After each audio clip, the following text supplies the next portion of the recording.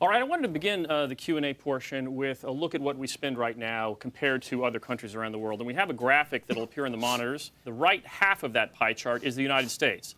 We're spending about half of what the world spends in military, and the second largest section there is all of Europe. So that's not by country, that's kind of towards the bottom there.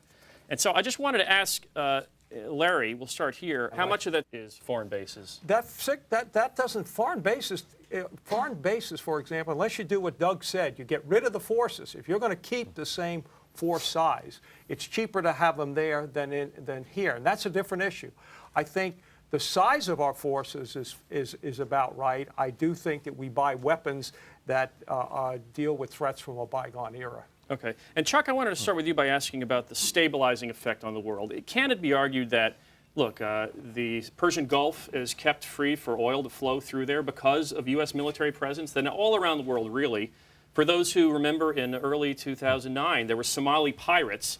You know, you could sort of take that writ large over the world. Could there be lots of ways in which commerce and trade and the flow of ships are interdicted by pirates if we weren't there? Well, I would argue, at least when it comes to Persian Gulf oil, that the oil will flow almost no matter what, because it's in the interest of the oil-producing countries to sell their oil and have it reach world markets. Otherwise, they become very poor countries sitting on top of a lot of sand and a lot of unused oil. So as much as we need their oil, they need to sell it to us, and that dynamic, economic dynamic, is what keeps the oil flowing.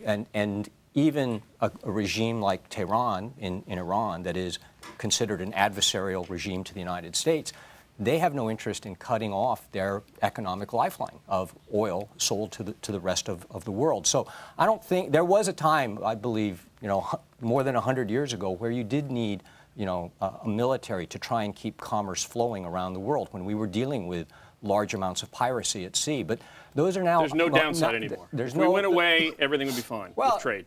There's always going to be risk, and you're always going to have isolated incidents. But I don't believe that trade will come to a grinding halt if the Sixth Fleet isn't deployed constantly. So, and not all of it, of course, comes by ocean. Some of it comes by air.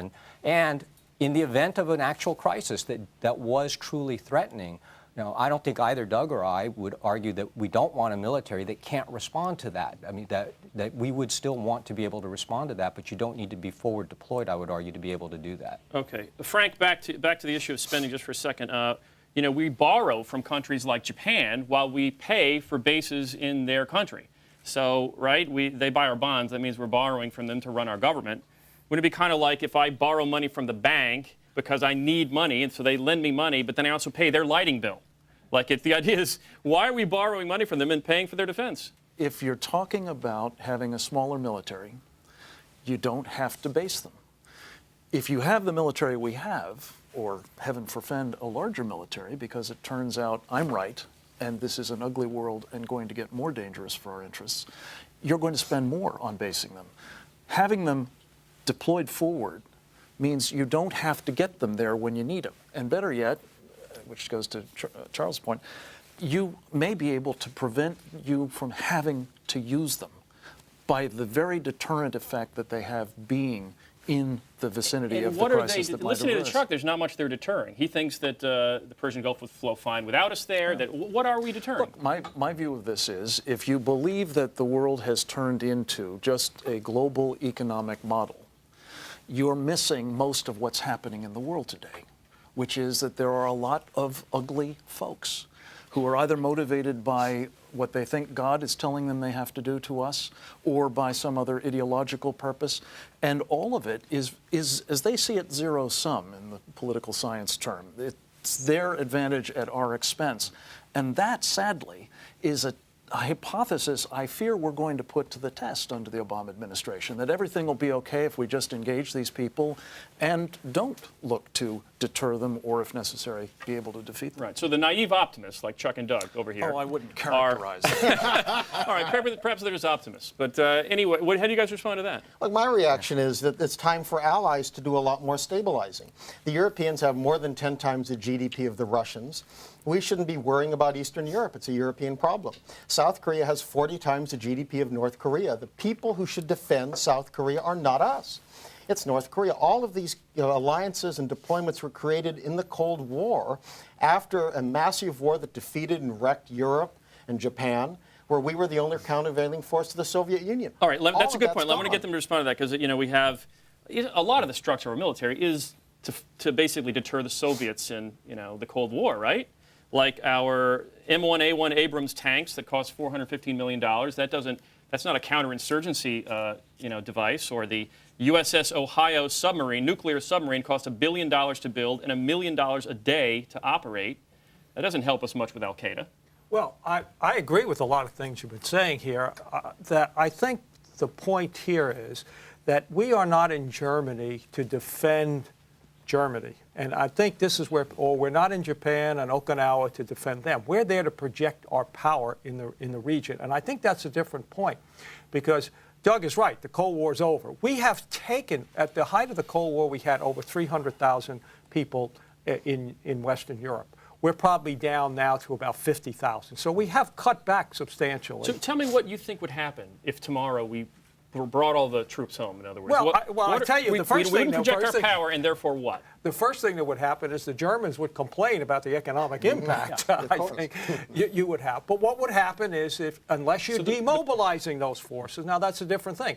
If you say, for example, the Army, which right now is about 500,000 people, that the Army's too big. So therefore, I'm going to take the 50,000 soldiers in Europe, okay, and go down to 4. That's a different question, okay? But if you say we want an army of 500,000, right?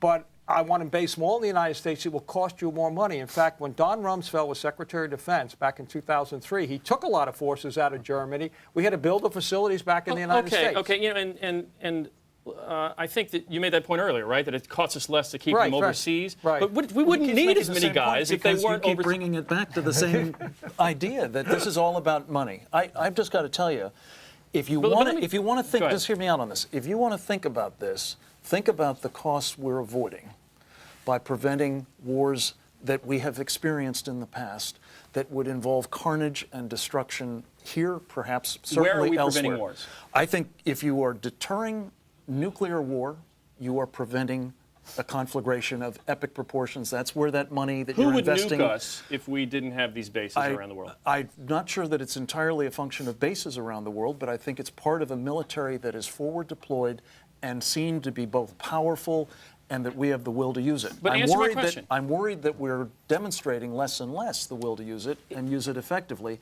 which gives rise to, I think, an intensified danger of war. But if we're deterring nuclear war, who are we deterring? Who would be bombing us without our projected force? Yeah. It's not just bombing. It's also seeking to work their will with, among others, our allies and our interests. An example, you just asked about what happens if we pull out of Germany. We pull out of Germany and therefore more or less out of Europe. Europe is even more dependent on the Russians than it is today as a result of the gas supplies that are essentially making it possible. And your fear is that the Russians would therefore do what? I'm afraid that the Russians will work against our interests and possibly give rise to an even greater danger to us and our people in the future. Okay. Let's hear from this side. This is not just about nuclear war. Go ahead. And Frank has hit the issue right on the head, and where probably the crux of the disagreement is between both sides. It's not a question of cost because it's too expensive. It's not a question of bases for the sake of bases, and I think we'd all be in agreement that really, yes, the only way you get rid of the forward basing is to reduce the size of the military because they go hand in hand with each other.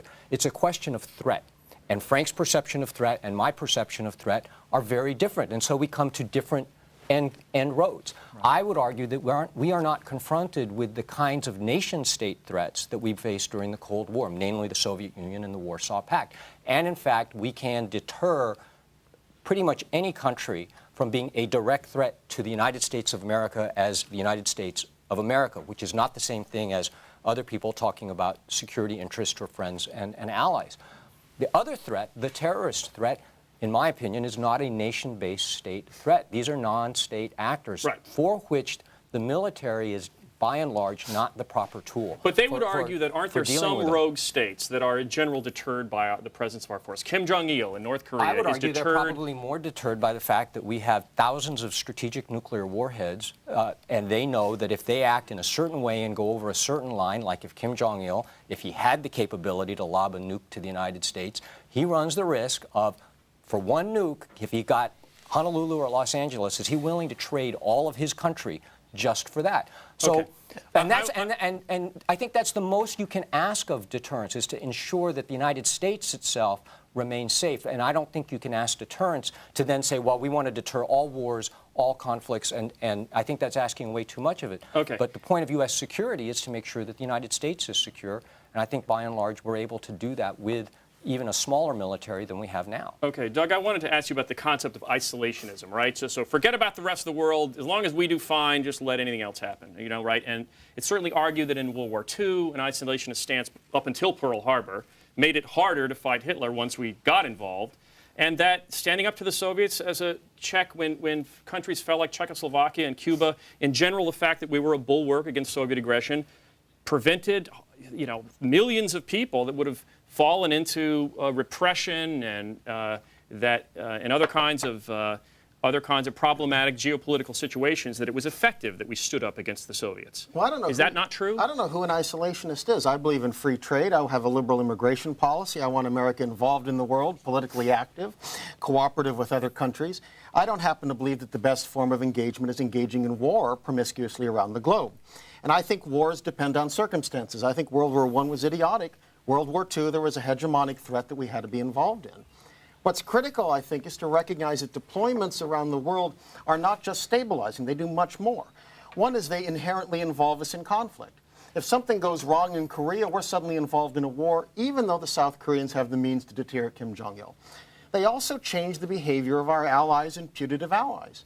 There's a lot of evidence that Mr. Saakashvili in Georgia last year thought he'd have U.S. backing and triggered the conflict by starting to shoot at the Russians.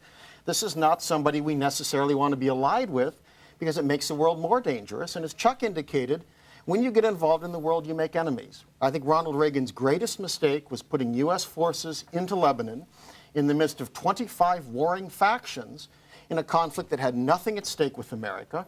If you get involved in a war like that, your troops get shot at, your embassy gets blown Although up. you're picking your example selectively, you could talk about Bosnia, where U.S. engagement was generally And I would argue that considered Bosnia successful. and Kosovo, there was absolutely no American interest at stake. That again, it's time to tell the Europeans to take care of their neighborhood. The U.S. should not have to take care of problems everywhere on Earth when they're far closer and far more important to a continent that has a greater GDP than we do and a greater population than we do. Okay. Well, let me move on. Larry, I wanted to ask you a question about whether we're making people hate us, okay? You're aware that some people hate us. And I Not guess on this side of the table, though. Okay, I want to make that clear.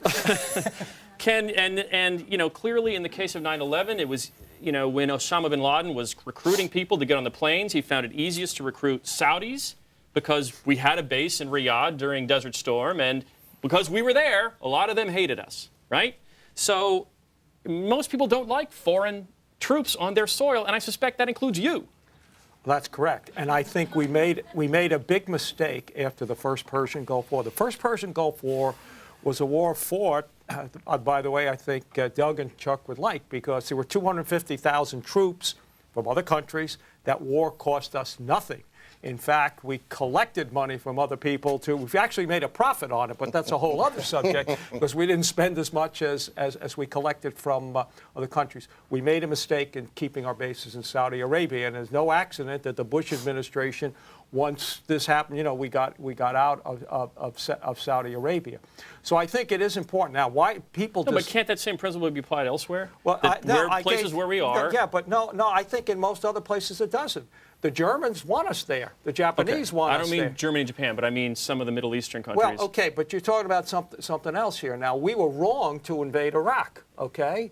That was a mistake. We shouldn't have done that. Afghanistan is something different because that's where the attacks came from 9/11, and President Bush, to his credit, said, hey, get rid of the Taliban, we'll leave you alone. They didn't, and that's why we did. So that's a different issue. All right, let's do more on Afghanistan in a second. I wanted to ask Chuck about. Is it possible to just comment No, on let's some wait of for the rubbish that has been done? You've gone on longer than anybody else. Just for clarity for our audience. As usual, I don't think that's Yeah, the case. on the issue of whether we should close our military bases around the world, the panel separates as we've seated them. But there are other aspects. We don't have to be that simplistic here on Two-Way Street where these gentlemen disagree. Like on the area of whether we should have gone into Iraq, right? Just for starters, that the reason that these people are angry with us or hate us or go to war with us is because we were in Lebanon or because we were in Saudi Arabia or because it was rubbish. Those who adhere to Sharia hate us because God tells them they have to hate us. They must force us to submit to their rule. And we could be in the Middle East, or we could be out of the Middle East. We could sacrifice Israel, or we could stand with Israel. It isn't going to make any difference whatsoever. And the question of whether our M1 tanks, or our F-22s, or our submarines are relevant or not, I think really depends on which of these characters you're talking about. Are they in fact state actors like Iran?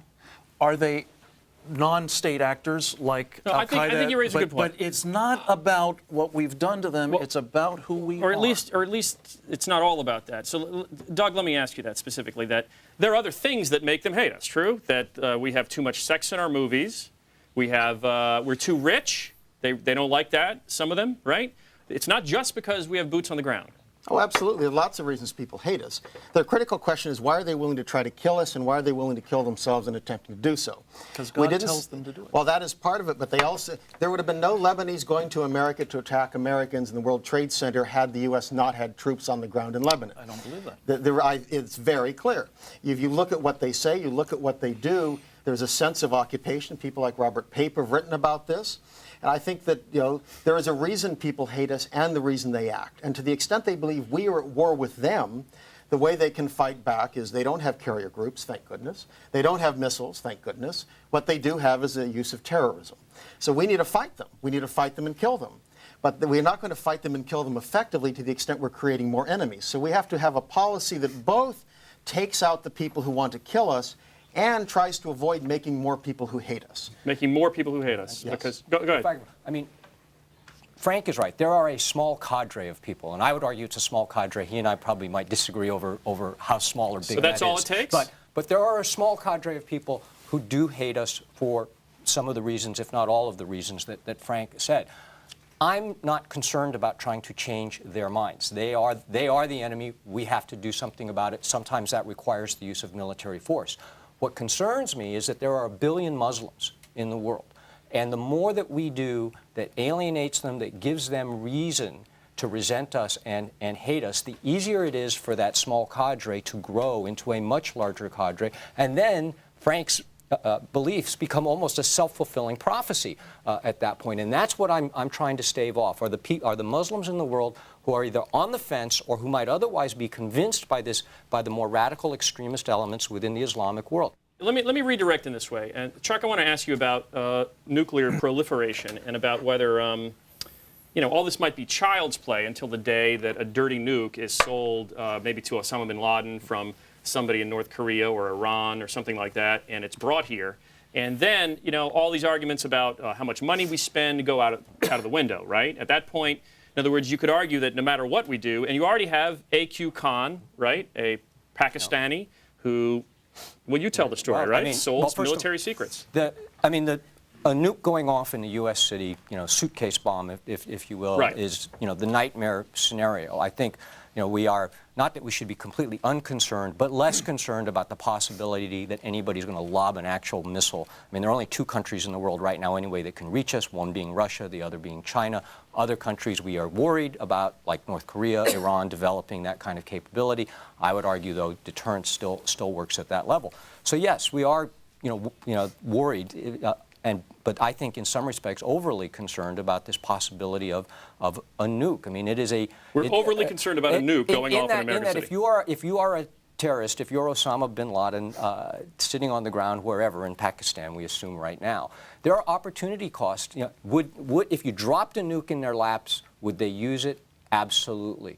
But a nuke isn't going to drop into their laps in their opportunity cost. It's a Frank, whole lot easier. Frank, It's a whole lot easier to go Could we make discuss IEDs. this? There's several propositions here. First, tell us who A.Q. Khan is. A.Q. Khan was a Pakistani scientist who became a national hero for helping his country obtain nuclear technology and ultimately a nuclear weapon.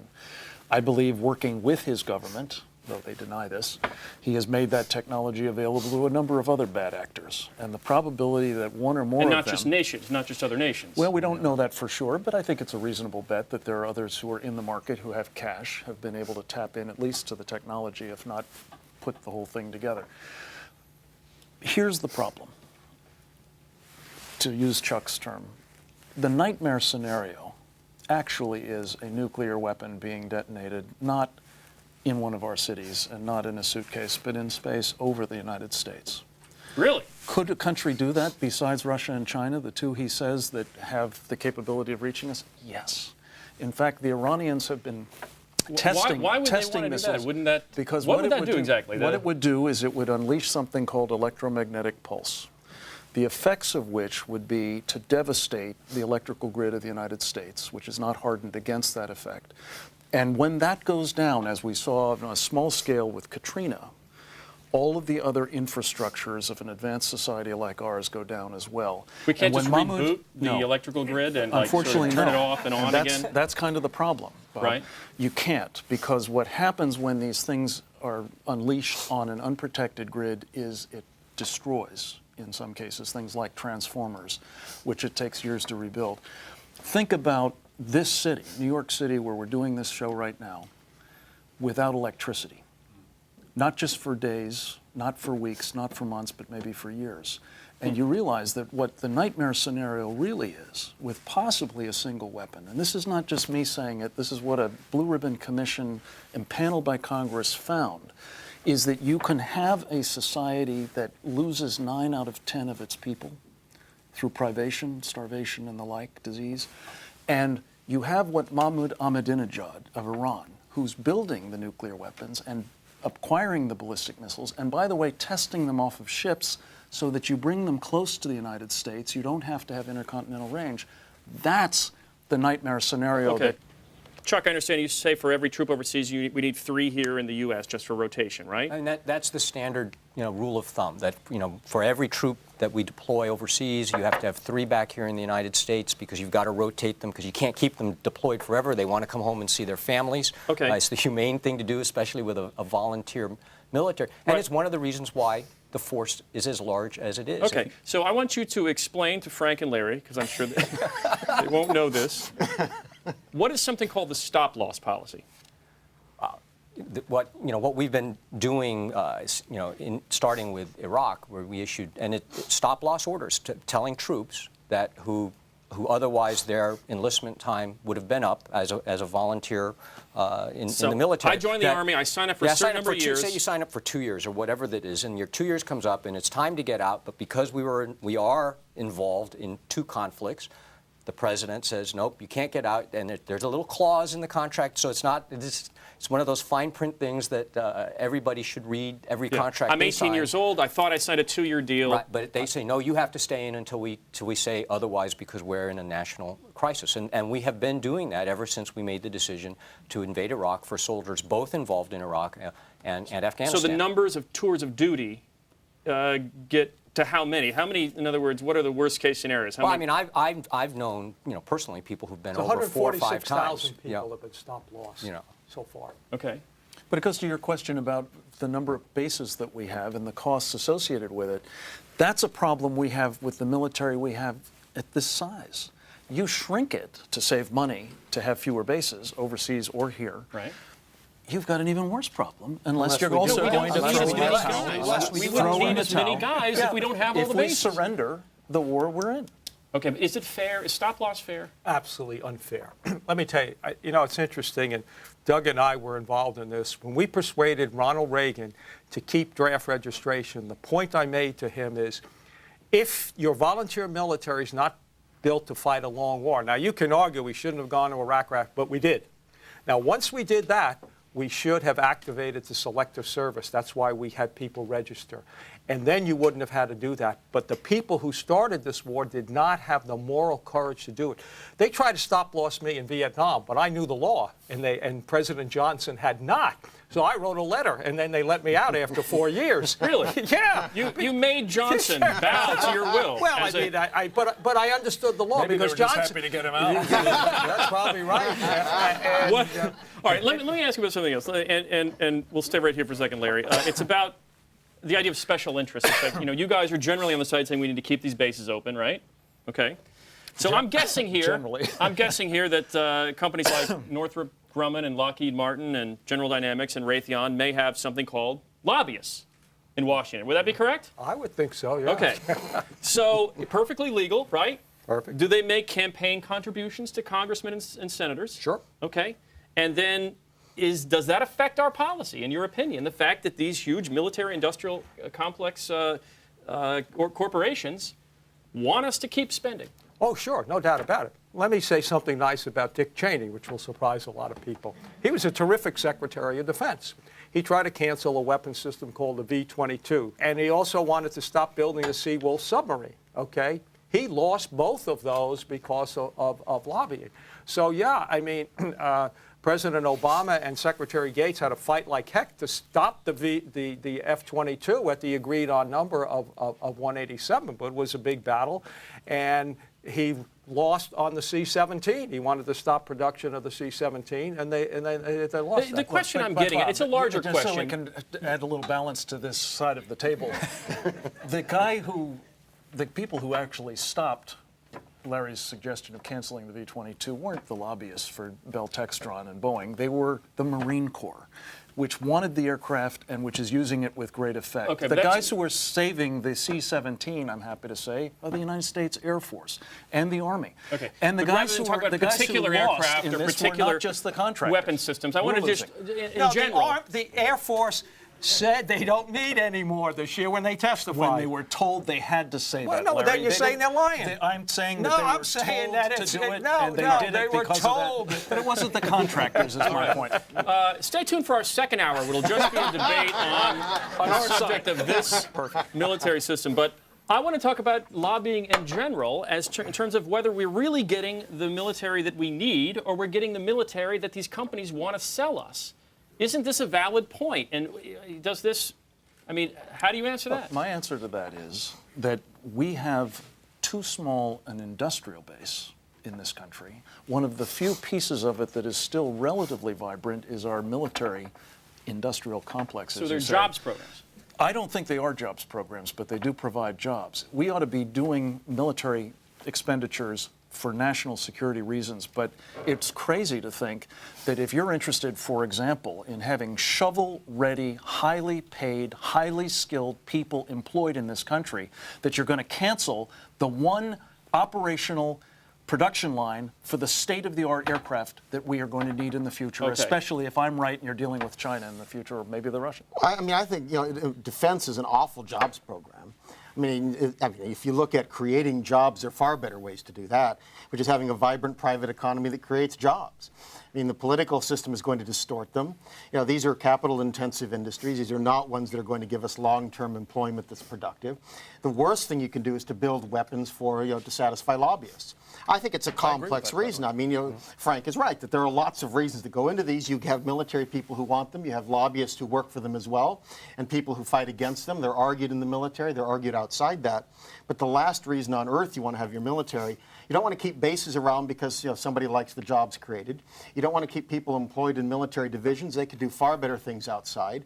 And it makes no sense to build bad weapons. You might as well dump money into the ocean. You can do anything better than that. So it certainly is not an economic rationale for the military budget.